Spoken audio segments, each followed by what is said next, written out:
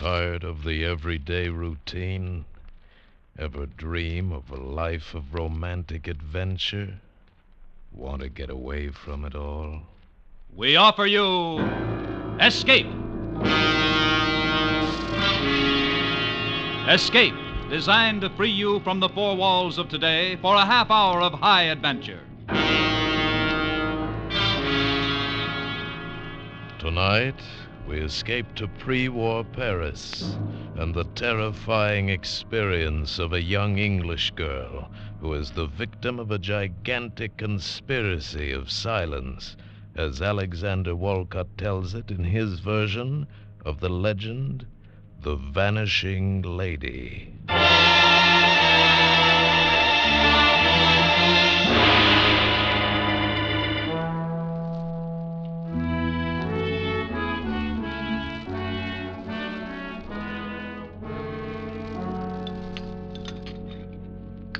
A cup of tea, Bruce? No, thank you, my dear. I think I'll just have a Johnny Walker and soda and take a look at the Evening Standard. I'd like another, please, Mother. Oh, all right, Alice. Only one sugar, dear. We must watch our figures. Oh, nonsense. A growing girl like Alice needs plenty of sugar. See, Mother? Daddy approves. Perhaps, but Mother is still boss. Yes, Mother. She certainly is, Alice. Mother, Yes, dear? I've been thinking. Yes, dear.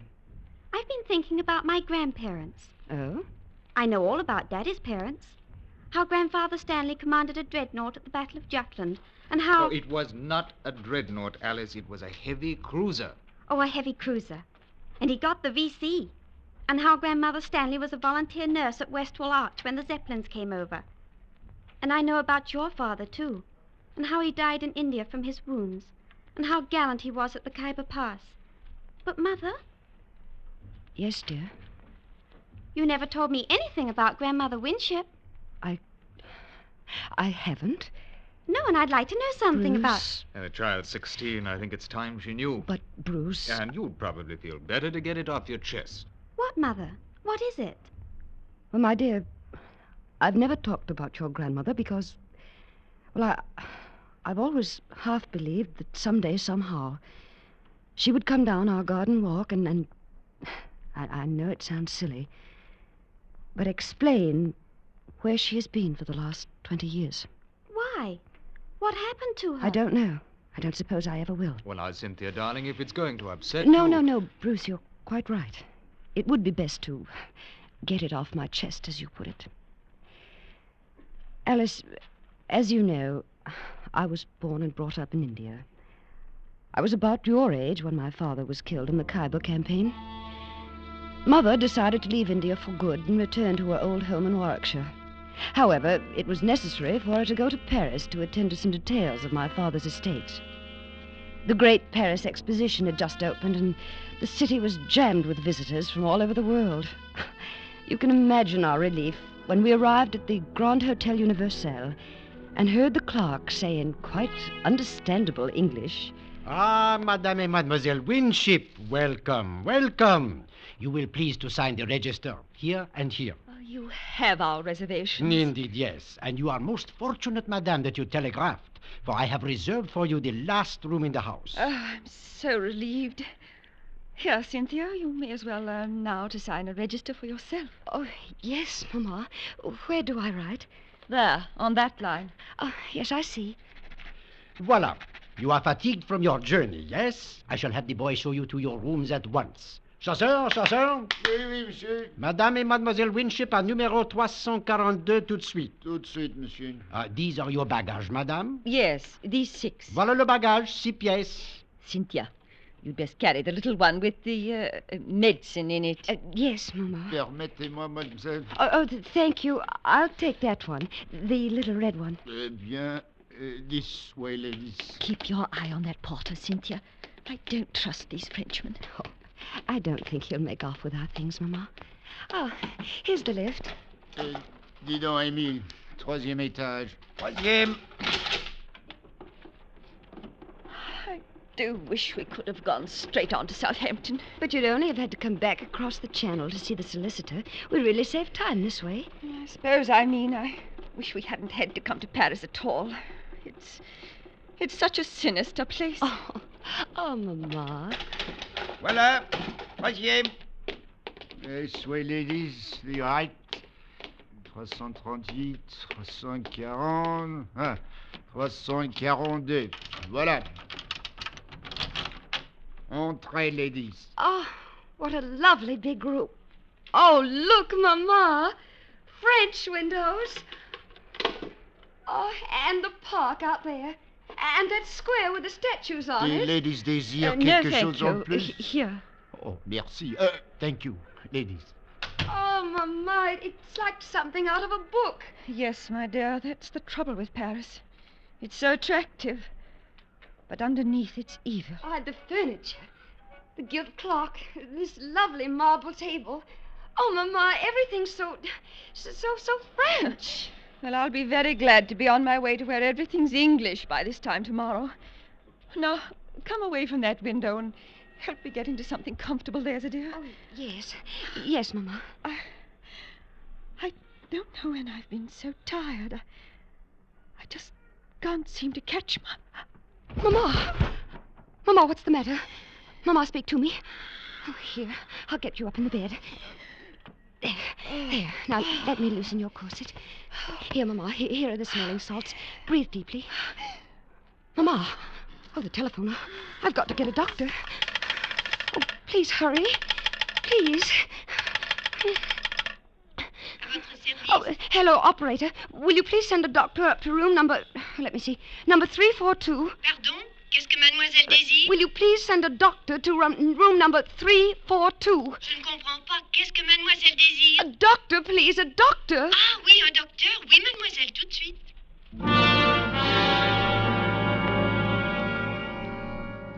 I'm quite sure it was not long, although it seemed like an eternity before the doctor arrived, accompanied by the manager of the hotel. To my great relief, the doctor spoke English. He felt Mother's pulse, took her temperature, did the usual things that doctors do, and then he turned to the tail-coated hotel manager. La jeune femme parle-t-elle français? Pas un mot. Vous en êtes sûr? Absolument. Alors, je peux parler à mon aise. Monsieur, si c'est une affaire très sérieuse, n'ayez pas l'air effrayé lorsque je vous mettrai au courant. Cette femme est atteinte de la peste. Elle n'a qu'une heure à vivre. Je n'ai pas besoin de vous dire que si cela se sait, votre hôtel perdra tous ses clients. Mon Dieu, non seulement l'hôtel, mais tout Paris se videra si la nouvelle se répand. L'exposition... While they talked in this language I couldn't understand, I looked from one face to the other, trying to read from their expressions how serious my mother's illness was. But they were as casual as though they were ordering dinner. Finally, I could stand it no longer. They must... Oh, please, you must tell me. What's the matter with her? Mademoiselle, your mother is ill, yes. Seriously ill. It is a collapse. Due perhaps to the strain of traveling, however, a week or two of absolute rest will work wonders. A week or two? Well, we were to go on to England tomorrow. Oh, that would be out of the question, mademoiselle. She cannot be moved for at least several days. Right now, she must have complete rest. The next 24 hours will be critical. Oh, Mama. Poor Mama. No, mademoiselle, you must not break down too. I need your help. Oh, yes, of course, Doctor. Immediately, I need some medicine. Will you fetch it for me? Why, yes, but... Malheureusement, I must not leave your mother for a moment during these critical hours. Here, I will write down this address and a little message to my wife. Your wife? Yes, I have the medicine already prepared at my home. It will be faster to go there for it than to a pharmacy. There are very few chemists who have the ingredients. But couldn't you telephone? Hélas, I have no telephone. Voilà, here is the address, 24 bis Rue Valgrace. And here is the message to give to my wife. But, Doctor, I don't know Paris at all. I'm a total stranger here. I'm sure the manager here will give the necessary instructions to the taximan. But certainly. If mademoiselle is ready... Before I quite knew what was happening, I was seated in a rickety taxicab outside the hotel with the doctor's message clutched in my hand, while the hotel manager gave voluble directions to the cab driver. Un pourboire tel que vous pourrez vous acheter un taxi tout neuf. Maintenant, souvenez-vous, prenez la route la plus longue. Conduisez le plus lentement possible. Sous aucun prétexte, ne la ramenez pas ici avant 2 heures. Compris? Ben oui, je comprends. Bon. It is arranged, mademoiselle. Jacques is one of our most trusted chauffeurs. He will get you to the doctor's house and back in safety. Oh, thank you so much, sir. And you'll look after my mother, won't you? But of course, of that you may be sure. Allez-y. Entendu? Je suis sur la piste.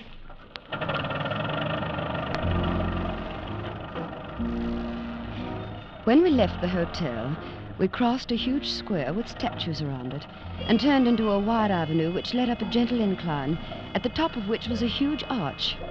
But before long, we turned off to the right into narrower streets. It must have been 20 minutes later when we turned into another wide boulevard, and I saw another huge arch up ahead. Or was it the same arch? Driver, Mademoiselle? haven't we passed that arch before? Regardez, mademoiselle. Voilà l'Arc de Triomphe. Voilà la Tour Eiffel. Oh, please, voilà le I don't want a sightseeing tour. I want to go to this address directly, don't you understand? Now, please, take me there at once. On fait ce qu'on peut, mademoiselle. Mais soyez tranquille donc. Elle est bien vieille, cette bagnole. Mais elle marche. At last, we turned into a narrow street and pulled up before a grim grey house. The blue enamel sign on the wall read number 24 bis. I jumped out of the cab almost before it stopped, rushed up the 3 stone steps and pulled at the brass bell knob. Oh, hurry, hurry, hurry. Please, please hurry. Bonjour, mademoiselle. Monsieur le docteur n'est pas là. The doctor sent me for some medicine. Here, read this, please. Retenez cette jeune femme aussi longtemps que possible. C'est de la plus grande importance pour l'avenir de Paris et même de la France. Entrez. Oh, thank you. Quand vous ne pouvez plus la faire attendre. The doctor's wife stood there reading and rereading the note as though she didn't understand it. And until I thought I would scream. Oh, please, please hurry. Get me the medicine. It's my mother. She may be dying. I must get back to her. Please hurry. Asseyez-vous. She pointed to a chair. Attendez. And slowly walked down the hall and closed the door behind her. I waited and waited. And wondered about the time the cab had taken to get here. About that arch that looked so familiar. And I was torn by the 100 nameless anxieties that torture you when your nearest and dearest is ill. And then I heard something that froze my blood. A telephone. A telephone clearly ringing somewhere in the house. But the doctor had said he had no telephone. That was the reason I must come all this way for the medicine. Oh, no. No, it couldn't be in this house. It must be next door. Or across the street, of course. That's where the sound was coming from. Allô? But no. It was the voice of the doctor's wife answering the phone. Oh, no. No, what monstrous plot was this? I felt my scalp crawl with terror. My brain pounded and my head felt as though it would burst. I wanted to scream, to run out of this awful house, to run all the way across Paris to the bedside of my mother. Voilà, mademoiselle. La médecine. Oh, thank you. Thank you. Au revoir, mademoiselle. Now, driver, please. Please, in the name of your own mother, hurry. Back to the hotel as fast as possible, please.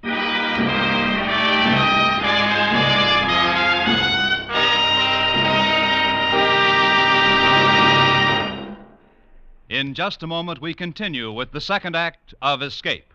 But first, no, you won't be hearing double. That'll be Groucho Marx appearing on 2 different CBS shows tomorrow night.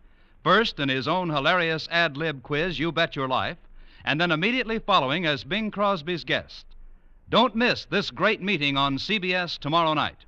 And now we return you to Escape.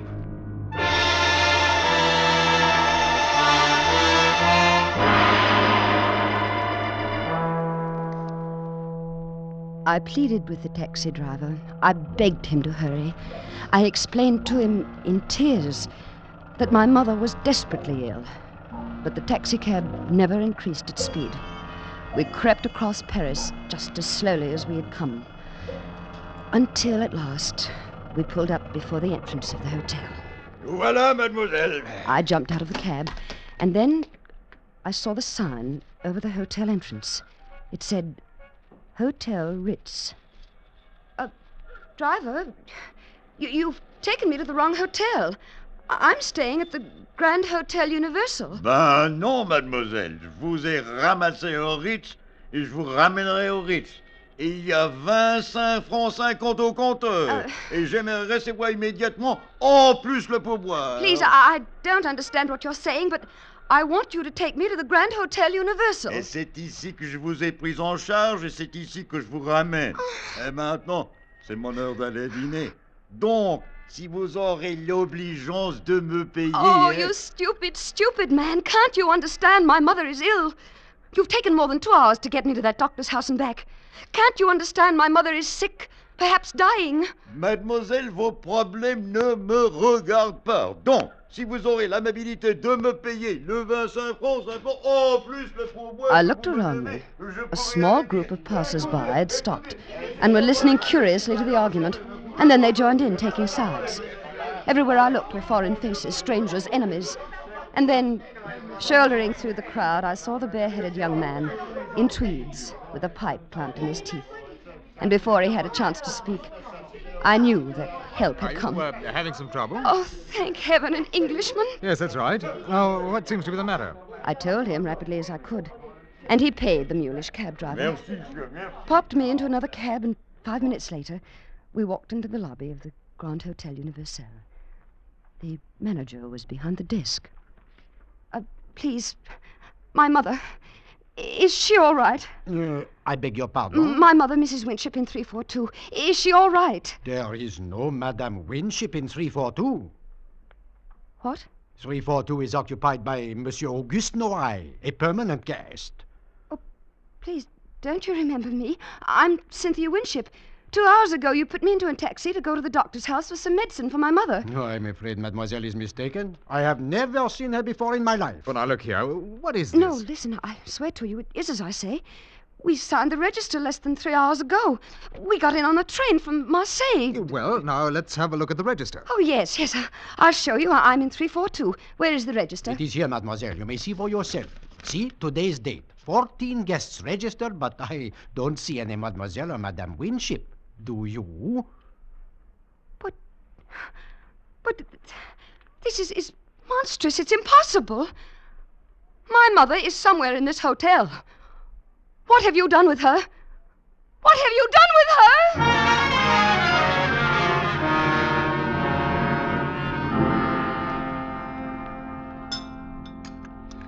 Now, how do you feel, Miss Winship? Better, thank you. The soup was very nourishing. Well, want to have something else? A salad or a bit of roast? No, thank you. Just a cup of tea, perhaps. Why, yes, certainly. Garçon. Monsieur? Just the thé pour mademoiselle. Tout de suite, monsieur. I don't know how to thank you, Mr. Do you realize I don't even know your name? Well, it's Bruce. Bruce Stanley. I'm glad to meet you, Mr. Stanley. Well, it's a pleasure, Miss Winship. Mr. Stanley, you believe me, don't you? Of course I do, Miss Winship. We did register at that hotel. We were in room 342. Why, I can even describe the furnishings. There was a big window that went from the ceiling to the floor. Every hotel room in Paris has windows like that, Miss Winship. Oh, they do? Yes. Oh.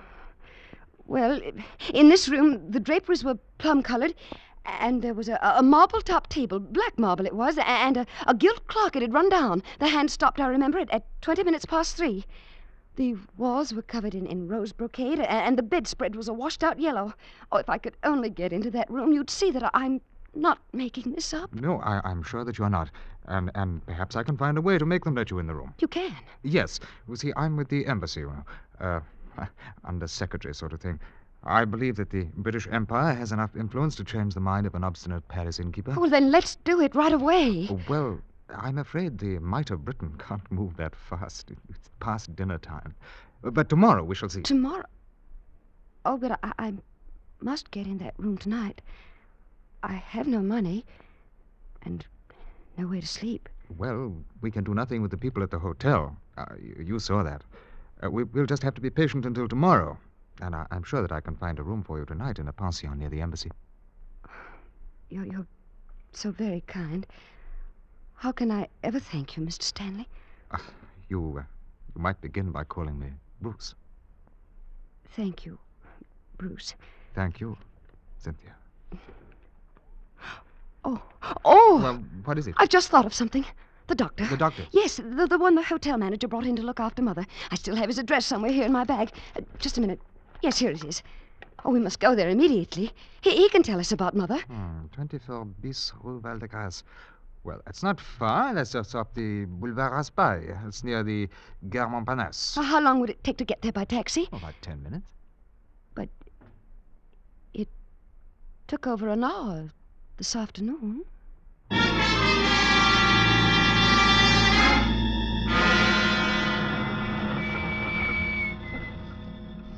Voilà, monsieur.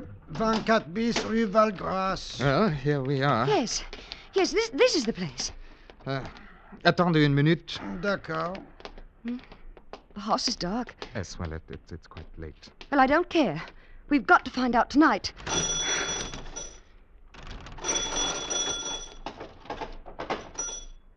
Qui est en bas? Oh, where is he? Oh, he's there at the upstairs window. Monsieur le docteur, c'est Mademoiselle Winship. Elle veut vous questionner de sa mère. Je connais pas de Mademoiselle Winship. He says he doesn't know you. But he must. He must. Doctor, don't you remember? This afternoon, you sent me here to your house for medicine for my mother. Je comprends pas l'anglais. And he says he doesn't understand English. The liar. He does. He speaks perfect English. Ma jeune ami, je vous conseille de ne pas déranger le sommet des gens respectables. Et de vous en aller avant que j'appelle la police. I'm sorry, Cynthia. Oh, Bruce. What am I going to do? What am I going to do?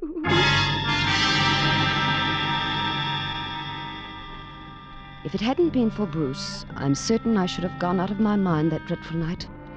He found a room for me at the pension near the embassy, where I spent a sleepless night. I tossed and turned and worried myself in an agony almost beyond endurance. Where was my mother? What had they done with her? Bruce called for me at 10:30 the next morning and took me back to the hotel. To my surprise, the attitude of the manager had changed completely. But of course, mademoiselle may inspect room 342. We are only too glad to convince mademoiselle that her mother is not and never was in the Grand Hotel Universel. Why, I never... I personally will escort you to the room. This way, please, to the ascenseur. Oh, Bruce, that terrible man, that horrible... Now, Cynthia, don't let him upset you. Monsieur, Troisième étage. troisième, monsieur. Now, Bruce, remember what I told you last night. You'll see. Plum-colored draperies, black marble top table, rose walls, and a gilt clock with hands stopped at 20 minutes past 3. You'll see. Yes, Cynthia. Voilà, troisième. This way. It was room 342 you wish to see, mademoiselle. Yes, that's right. Third door to the right. So, here we are. Oh, you see, Bruce, I know where it is. Yes, my dear. Voilà. Enter, please. Now, Bruce, now you'll see the yellow bedspread and... Oh. Not quite the room you just described in the elevator, mademoiselle. The drapes are royal blue. No. A little dusty, I fear. I must have this room renovated. There is no marble top table. No. The clock, as you notice, is running. No. And right on time, it seems. The walls are not rose brocade, but yellow flower No. wallpaper. Now, my dear mademoiselle, you see how thoroughly mistaken No. No.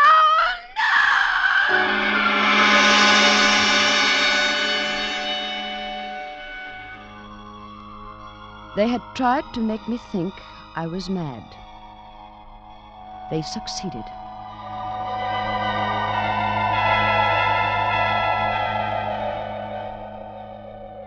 I remembered nothing until I awoke in my aunt's house in England 2 weeks later. Thanks to Bruce, who never left my side during those terrible days when my sanity hung in the balance.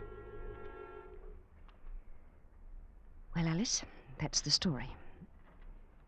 And that's why I've never been able to talk to you about your grandmother Winship. Oh, Mother, how horrible. Because all these years, I've clung to the foolish hope that somehow she'd come back and tell us herself what happened. You poor dear. You may as well dispel that hope forever, Cynthia. What? Well, since you've at last brought yourself to discuss your mother's disappearance, I think it's time you knew the true facts. Bruce. Your mother died 20 minutes after you left the hotel on that fool's errand with the doctor. Oh, no. Yes, she died of the bubonic plague. She'd caught it in India before she sailed. The doctor recognized the symptoms the moment he examined her. He told the hotel manager in French in your presence. They agreed that the matter must be kept completely secret. If the news leaked out that there was a case of plague in Paris, the city would have been emptied of visitors and the exposition would have been a failure.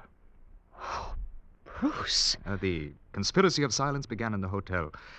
The bellboy was paid to claim he never saw you. The taxi driver was paid to take you to the doctor's house by the most roundabout route. The note to the doctor's wife advised her to detain you as long as she could. And the taxi driver added his own imaginative touch by returning you to the Ritz instead of the Universelle. I shudder to think what might have happened if I hadn't come through the Place Vendôme just then. But you didn't know. Not then. When did you find out? The next morning. By then, the conspiracy had grown to international proportions. The embassy had been advised if the exposition was a failure, the franc would fall and the pound sterling would be affected, that sort of thing. I knew when we went back to the hotel you would not find your plum drapes and rose-colored walls and black marble-topped tables. And you let me go through with that? What could I do, Cynthia? I was acting under orders. I knew that the hotel had completely fumigated and redecorated the room overnight, and everything was in readiness to repudiate your story. I had to let the last act of that dreadful farce play to its dreadful end. What did they do with Mother? Her body was removed from the room less than 30 minutes after you left it and immediately burned. Why? Why didn't you tell me years ago? Why did you let me go on all this time? This is the first time that you have ever mentioned your mother since then, my dear.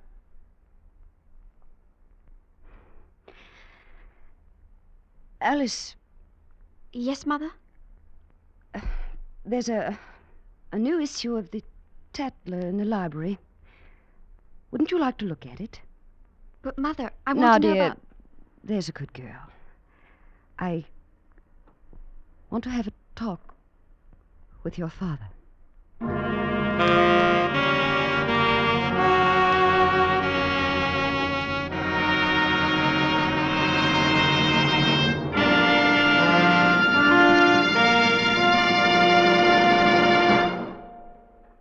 Escape is produced and directed by William N. Robeson. Tonight we have presented The Vanishing Lady by Alexander Woolcott, freely adapted for radio by Mr. Robeson. Featured in the cast were Joan Banks as Cynthia, Ben Wright as Bruce, Anthony Ross as the doctor, and John Hoyt as the hotel manager.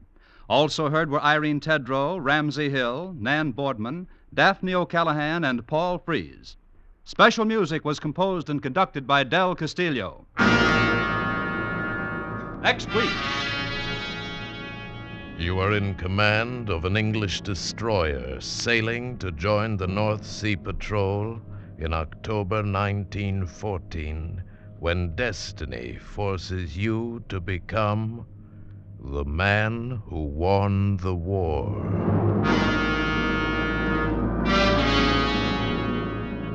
Next week, we escape with one of the classic stories of the First World War, Robert Buckner's famous and unforgettable tale, The Man Who Won the War. Goodbye, then, until this same time next week, when once again we offer you Escape. This is CBS, the Columbia Broadcasting System.